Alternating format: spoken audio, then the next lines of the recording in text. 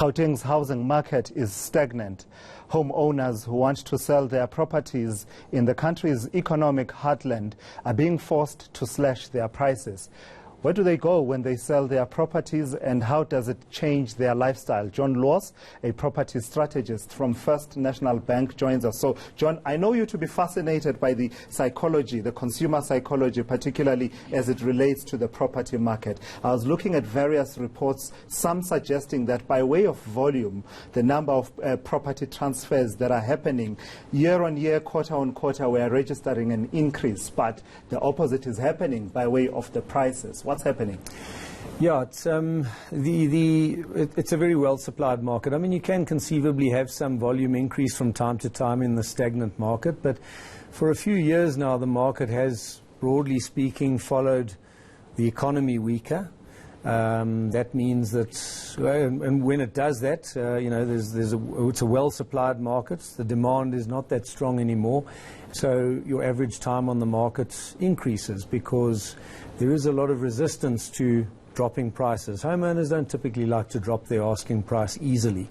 So for a good while at any rate, a lot of homes sit on the market for longer. So the national average time on the market has gone from 11 weeks a few years ago to 16 weeks.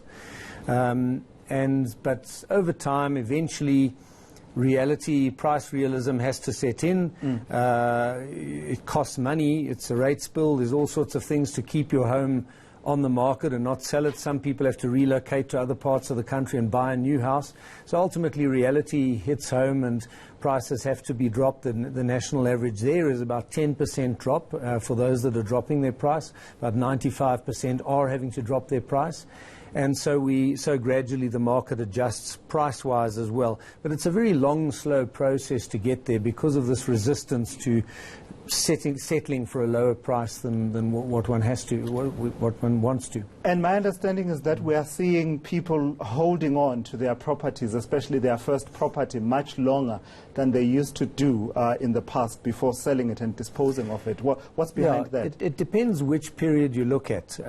If you look at the bubble, the housing bubble pre-2008, yes, people these days are holding on to their properties a lot longer. I think it's a reflection of, firstly, there's not that crazy speculative activity that there was in those days. There's not this overconfidence and overexuberance either. I think in those days when the economy was going at 5%, people were a lot more confident of their future income streams. So they'd buy a house, and within a year some of them would be upgrading to a better house. The big bonuses were often coming in. It was happier days. Now, in a tougher economic environment, people lack that confidence, and of course, there's not the capital growth there used to be. So you buy a house, you pay big transfer fees to buy and sell houses regularly.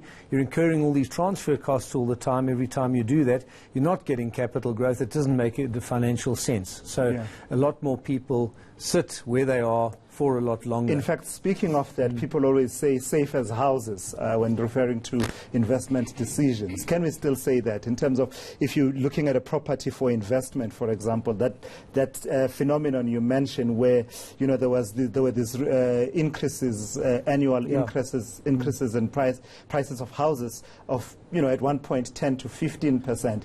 Is that long gone now? Look, I suppose you can say safe as houses in the sense that a house is something you can see and someone can't scam you on it easily.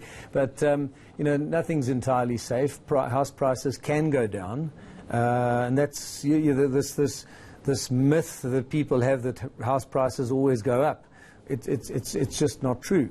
They can go down, and if they don't go down in nominal terms, over time, gradually, which is happening now, they're going down in real terms. In other words, they don't keep up with general inflation as measured by something like CPI. The price increases are generally lower, and that means in real terms over a lengthy period you're correcting.